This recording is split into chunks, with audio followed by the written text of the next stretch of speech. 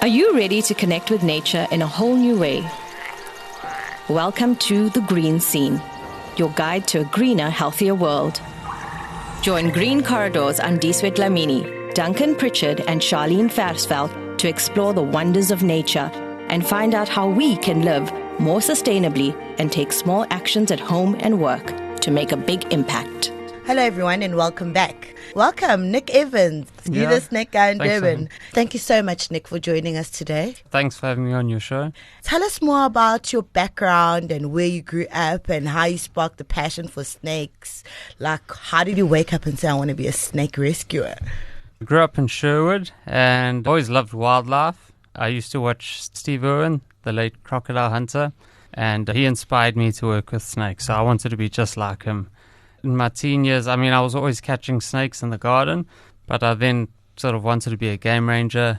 And then after school, I just a lucky opportunity. I got to work at Dangerous Creatures, an exhibit at Ushaka, and I worked there, and then I worked for myself afterwards. Could you tell us something that you wish Durbanites knew about these reptiles? There's a lot, but I guess one of the main things is that snakes aren't out to get you. They're not waiting to attack. Often when I do talks, I'll ask people, what's the snake's job? And a lot of people say the snake's job is to kill people, and that's just not what it is. Yeah. Nick, tell us about what kind of snakes would we find in KZN. Give us a rundown of what we can find here and which are the ones that we should watch out for. And we're assuming they're not all black mambas. Yeah, no, not all, or green mambas or worm slangs. Yeah, generally a grey, black or brown snake's a black mamba, and if it's green mamba. But no, KZN is probably the best province to be if you like snakes. What? It's the best place. Which one isn't the best place for snakes? New Zealand, maybe. There's no snakes. So in Durban, the most common is the spotted bush snake, or what people call the garden snake. Thin green snake with black spots. They're forever around homes. They're harmless. Brown house snakes are found throughout KZN. Also non-venomous, but good for rat control. There's a snake called a herald snake, common throughout KZN. They feed on frogs. And then there are the venomous snakes, but those are the three most common. The three most common venomous snakes would be the black mamba, Mozambique spits and cobra, and night adder. Not the worm slung. No, but it depends where you go. In Durban, those are the three most common. But if you went up to the Midlands or Drakensberg, puff adders are common there. Or if you went up the north coast, they get forest cobras, snouted cobras, or green mambas. So, yeah, it depends on where in the province, but there's nice diversity, yeah. Nick, you've been talking about venomous, and I think this is just something that's useful for our listeners. Can you tell people why snakes are venomous and not poisonous? Yeah. Like, what's the difference? It's just a specific term. So, like, venom is injected and poison is what's in plants. Venom on the skin doesn't cause any damage, but poison on the skin can cause damage. Or, if you break certain plants, that white fluid comes out. That's poison. You've got those big brown toads around. They're not harmful, but if you pick up one, they may excrete some poison. That's why when dogs get a hold of them, they excrete that poison and the dog gets a foamy mouth. It's not dangerous. Venom is injected. It's a protein. Whether it is poisonous or venomous, at the end of the day, it doesn't really matter as long as you can identify it. Oh, interesting. I've seen one of those huge snakes at one of our sites down the valley. It was huge. We called it in Xhosa. I don't know what it's called in English. Then that thing covered the road. So pythons are found in like Inanda area or northern KZN, around Belito. They're protected species, so it's illegal for people to kill them, to keep them as pets, sell them. I can't go catch one and use it for a talk. It's illegal to do that. So for me to rescue them, I have to have a permit. I'm actually studying them, so to study them, I need a permit for that as well. So yeah, they're a protected species. They're not endangered, but they're protected. Although they're still hunted, there's many beliefs around them. They're hunted for their skins as well. But they're not going around eating people. Often when someone drowns, people blame it on a python, but it's not a python. So pythons are found in water as well? They do like water, yeah, in certain places. They're often found in like savanna areas where it's dry and there's no water. But in certain places, depending on the habitat, they do like water. They'll spend a lot of time in water. So there's all these stories about people being eaten by pythons. Yes. I mean, I'm assuming that's urban legend and it's never actually happened. I spoke to someone about this the other day, a guy who studies pythons. I think there's one record in southern Africa of a young boy, a cattle herder, who was killed by python but not eaten. Okay. But that was a long time ago. Nowadays, pythons don't get so big. I mean, I study pythons in areas where there's children running around. We never have incidents. I've walked over them, stepped on them without knowing, caught huge ones on my own. All they want is to get away. Like a 4-meter python, if it senses you coming along, just wants to get away. So, Nick, some of those myths that you mentioned earlier, you said there are a lot of myths about pythons. Well, one I've heard is if you use the fat from a python, like the oil from the fat, or if you eat it, it gives you super strength. Or if you keep a python, you'll become a millionaire or very rich. But I've kept pythons. And different you're not species. a millionaire. No. Yeah. Nick, you said something interesting. You said nowadays the pythons don't get so big. So on average, how big can a python get? The biggest I've seen is 4 meters. Oh, wow. In certain areas, like further north in South Africa, they seem to be a bit bigger. So it depends on the habitat. Habitat and food source. Could you maybe, as we were referring to the ecosystems and the habitats of the snakes, do you think, is there a way to convince people how to welcome snakes and not freak out and think that they're not there to kill us? They're actually our neighbors that we should be friendly to as well. Yeah, it's difficult. Education is key. So it's important to teach people like snakes aren't out to get you. Snakes have a role in the environments. They help maintain a healthy ecosystem. Snakes don't come to homes to kill people or pets. They come looking for food, rats, lizards, frogs, and they come looking for a place to hide. When people send me a picture of a house snake in their garden, I just encourage them to leave it there because it's just going to sort out the rats and it can't harm anyone. If they have a black mamba in their garage or a spitting cobra in their lounge, obviously it's different then. I can't just say, let the cobra live in your lounge. So then we remove and relocate them, especially if they have dogs, because dogs will attack the snake. It's better that they're removed. Although I have 2 friends that have lived with black mambas in their roofs. My one friend has them come through his house and he just leaves it. It just comes right past him. But Nick, for the average Joe Bloggs, it's like there's a snake in your house, you've got no idea what it is. I mean, what is the best response? So wherever you are, if you're out in the garden, in your house, walking in the bush, number 1 rule is leave it alone. If you try and catch it or kill it, that's a good way to get bitten. So leave it alone, don't go near it, don't hit it with a stick, because that's how people get bitten. Move away from it. I mean, if you can take a photo, send it to a snake remover. But the main thing is leave it alone, move away slowly. Slow movements are better because snakes get more nervous and edgy with fast movements. Fast movements obviously mean danger. So, yeah, move away slowly. In saying that, you tell someone move away slowly from a black mamba, or they're not really going to. So, like some people say, don't run because it might chase you, but if you want to run, you can run. But just move away from it. If it's in your house or garden, phone a snake catcher. He'll advise you or remove it. A few months ago, a guy was just sitting on his couch and the black mamba moved right past his legs. It had no intention of biting. And I've been to countless calls where the snake could have bitten someone. So, yeah, again, it's just the education.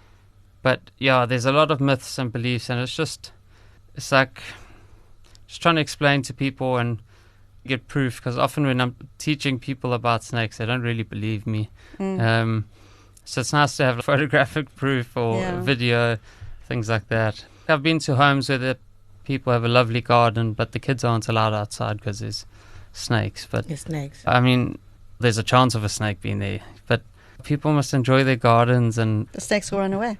Before I started working with black mambas, I was scared of them. I heard all the stories. Then I learned about working with them. I got some experience and quickly found out that they don't want anything to do with you. All snakes, pythons. Like during my research, we were tracking them. We were walking around with a big thing that looks like a TV antenna. We were a bit nervous because some of the pythons were big. We thought, what happens if we step on one? We walked over them. Literally, we stepped on one. never moved. So they just don't need to live in fear. I sort of remember from my Boy Scout days, always said if you're walking in the bush and you're worried that there's snakes there, just stomp your feet and they feel the vibrations and they'll move away before you get there. Is that true? Snakes do feel vibrations, so that's often why they move out the way before you get there. I go looking for snakes and usually you don't find them. You normally have to find them underneath things, like a rock. They do sense vibration. They got a good sense of smell where they stick their tongue out. That's something else people are scared of, is the tongue. Yeah, tell us about that, because that's quite a fascinating way of smelling, isn't it? So they stick their tongue out, which picks up scent particles, goes back into the mouth, and it works with this, it's called the Jacobson's organ, which works with the brain and analyzes, is that food, is there the smell of a girlfriend nearby or danger. But there's beliefs that it can sting you or burn you or suck your brains out, but it's harmless. It's just for smelling, works really well. And most snakes can see pretty well as well. So, yeah, they sense you coming most of the time. If they're shedding their skin, their vision's not so good and they're a bit more switched off. So sometimes then you surprise them. In the last few years, I've surprised a few cobras more than before, and they'd hood up at me. I just kept still, luckily, but sometimes you don't always keep still. It's easy to tell someone just freeze. Keep calm, but it's not that easy. You must have had some. Getting snakes from people's homes and places. You must have had some fairly exciting and hair-raising experiences. Does anything spring to mind that sticks out as like, yeah, that's something I remember? There's been a lot. Black mambas and ceilings are difficult because obviously they move fast. Especially between the plastic and the roof tiles. And then I got to crawl over the beams or lift the roof tiles. That's always a bit sketchy. Green mambas or black mambas in trees are difficult. I've had the fire department come out to help me with long ladders. Yeah. Once had to remove a mother python who had eggs. She'd laid sort of under the house. We had to remove her and her eggs, which was very tricky because we couldn't just pull it out and, damage the eggs. Yeah, there's a lot. I remember going for a python and they had an empty grave and they'd put this python in there. I think they put a chicken in there as well. Climbing down into a grave was a bit different. Oh, you really have arbitrary stories. Really, yeah. But like $1 million question, have you ever been bitten? Yeah, I've been bitten, but not on a call, touch wood. Like I had a captive green mamba that I used for education, and in the space of a year bit me twice. I don't have that snake anymore. And a vine snake, which I was photographing. So in more relaxed environments where you let your guard down, where you're not as focused. When you're on a call, you got to be super focused and no distractions. But those bites were dry bites, where no venom is injected. I've heard about this. Apparently, older snakes are more controlling with venom, and younger snakes are more likely to actually inject you. Yeah, a friend of mine got bitten last year, or the year before. It was a dry bite. And the dry bite's just the snake trying to conserve its venom for something it's like useful. A warning. The problem is you don't know it's a dry bite immediately, so you go sit in hospital and wait to see if you're going to die or not. So tell us about pets, cats and dogs, and pets that you have in the home. They might be barking or find something. What happens if your animal gets bitten? What do you do? Do you take it immediately to the vets? What do you do? Yeah, so we rarely ever have issues with cats. They bring in non-venomous snakes and drop them on the owner's bed. Presents, yeah. Only, I've seen, 3 cats bitten by mambas, and they were all baby mambas. So I think they just confused them for a harmless snake. Yeah. And occasionally they get spat at by a cobra, because obviously the cobra's venom can reach 2 or 3 meters. But dogs, on the other hand, we see a lot of dogs being bitten and spat at, just because they want to protect their home, their family. So they'll go and kill the snake most of the time. Spitting cobras get away most of the time because they blind the dog. And they'll kill the snake, but unfortunately, while they're doing that, they get bitten. If it's a night adder, they often just end up with swelling and pain. If it's a black mamba, it can be a different story. But no matter what snake it is, rush the dog to the vet. Don't do any strange first aid measures, just straight to the vet. Yeah.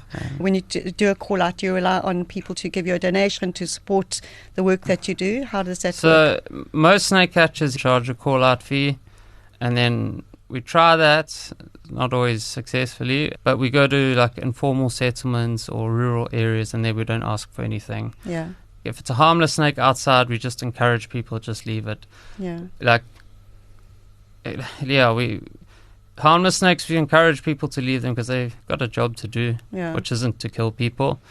But yeah, if it's something venomous in a house, we'll find someone to go. Interesting, Nick. I know you do a lot of outreach programs at schools and also call-outs, but how do I get hold of you? I have a Facebook page, Nick Evans Snake Rescuer.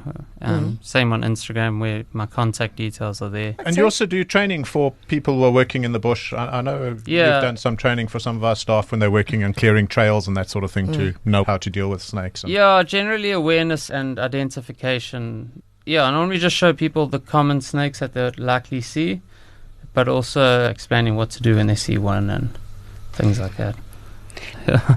Okay, guys, it's been a very fascinating topic. I can see Google's getting excited about snakes. Special thanks to our guest here, Nick, for joining us today. We're going to have his contacts on our show notes, so you'll be able to contact him in future. Duncan, Charlene, till next time. Thank you. Thank you, guys. Thanks, Nick. Thank you. Thanks. The Green Scene podcast is a partnership between East Coast Radio and Green Corridors. Find out more about Green Corridors via durbangreencorridor.co.za.